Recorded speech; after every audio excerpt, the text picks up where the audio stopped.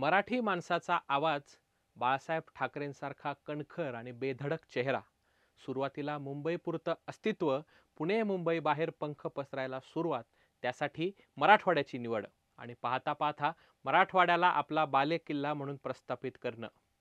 खरं तर मराठवाडा आणि शिवसेना यांचं एक वेगळं नातं आहे.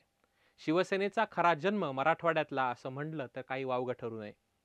पण शिवसेनेच्या 58 वर्षांच्या कार्यकाळात मराठवाड्याने शिवसेनेला प्रचंड साथ दिली.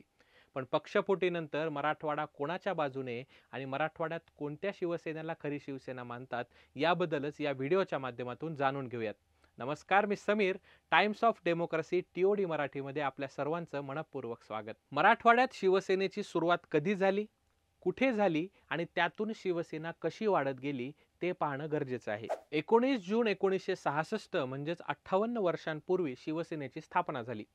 पुढे 1985 ला शिवसेनेची मराठवाड्यातील पहिली शाखा संभाजीनगरमधील गुलमंडीमध्ये सुरू करण्यात आली आणि त्यानंतर प्रत्येक निवडणुकीत शिवसेना मराठवाड्यात वर्चस्व राखून होती आणि शिवसेना पूर्ण राज्यात वाढायला सुरुवात झाली ती मराठवाड्यातूनच. पण 2022 मध्ये शिवसेनेला मोठं खिंडार पडलं आणि शिवसेना एकनाथ शिंदेंना मिळाली आणि त्यामुळे 2024च्या लोकसभा निवडणुकांमध्ये दोन्ही शिवसेनेला स्वतःला सिद्ध करावं लागणार होतं आणि अगदी झालंही तसंच. नुकत्याच झालेल्या मराठवाड्यातील लोकसभेच्या 8 जागांपैकी 3 जागांवर उद्धव ठाकरे यांचे उमेदवार निवडून आले.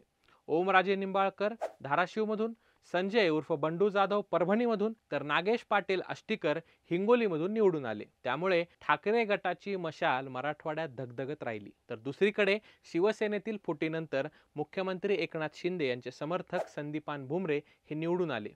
सर्व मोठे नेते महायुतीच्या बाजूला असताना शिवसैनिकांनी ठाकरेंच्या मागेच राहणं पसंत केलं.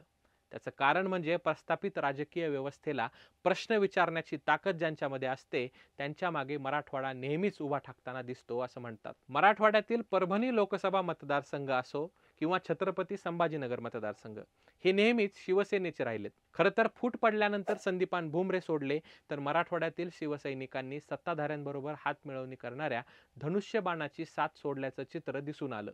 खरं तर फुटीनंतर मुख्यमंत्री शिंदे यांच्याबरोबर बरेच नेते मंडळी गेली. एकट्या संभाजीनगर जिल्ह्यातील संदीपान भुमरे, संजय सिरसाट, प्रदीप जयस्वाल, रमेश बोरनारे, अब्दुल सत्तार असे 5 आमदार गेले. उस्मानाबाद जिल्ह्यातून तानाजी सावंत, ज्ञानराज चौगुले, तर हिंगोलीमधून संतोष बांगर, नांदेडमधून बालाजी कल्याणकर असे आमदार गेले. मात्र एवढे नेते असूनही लोकसभा निवडणुकीत मुख्यमंत्री एकनाथ शिंदे यांना फारसं यश मिळू शकलं नाहीये. व्यवस्थापन चांगलं झाल्याने एक जागा निवडून आली असं म्हटलं जातं. त्यामुळे आता एकनाथ शिंदे आणि त्यांच्यासोबत गेलेली सगळी मंडळी शिवसेनेचं धनुष्यबाण पुढे नेण्यात यशस्वी ठरतील का, या प्रश्नाचं उत्तर येत्या विधानसभा निवडणुकीत मिळणार असल्यामुळे दोन्ही गट आतापासूनच तयारीला लागल्याचं चित्र आहे. मात्र निदान लोकसभेच्या निकालातून खरी शिवसेना उद्धव ठाकरे यांचीच असा कौल मराठवाड्याने दिला असल्याचं चित्र सध्या निर्माण झाले. तर दुसरीकडे संभाजीनगरमध्ये शिवसेनेला विशेष महत्त्व आहे. संभाजीनगरमध्ये गेल्या 37 वर्षात 2019 मधला लोकसभा निवडणुकीतील पराभव सोडला तर बाकी शिवसेनेच्या वाट्याला कधी पराभव येऊच दिला नाही. ज्या जिल्ह्याने महापौर, आमदार, मंत्री, खासदार अशी अनेक पदं पाहिलेत, पण यंदाच्या निवडणुकीत देखील ठाकरे गटाच्या चंद्रकांत खैरेंचा पराभव झाल्याने छत्रपती संभाजीनगरने शिंदेंच्या शिवसेनेला कौल दिला तर मराठवाड्यात इतर ठिकाणी ठाकरे गटाच्या बाजूने निकाल दिला. त्यामुळे मराठवाड्यातून खरी शिवसेना ही ठाकरेंचीच असल्याचा संदेश पूर्ण राज्यात गेला. पण खरी शिवसेना कोणाची, ठाकरेंची की शिंदेंची? मराठवाड्याने कोणाला कौल दिला? त्याचप्रमाणे राज्यात देखील खरी शिवसेना कोणाची आहे असं तुम्हाला वाटतं ते आम्हाला कमेंटमध्ये नक्की सांगा.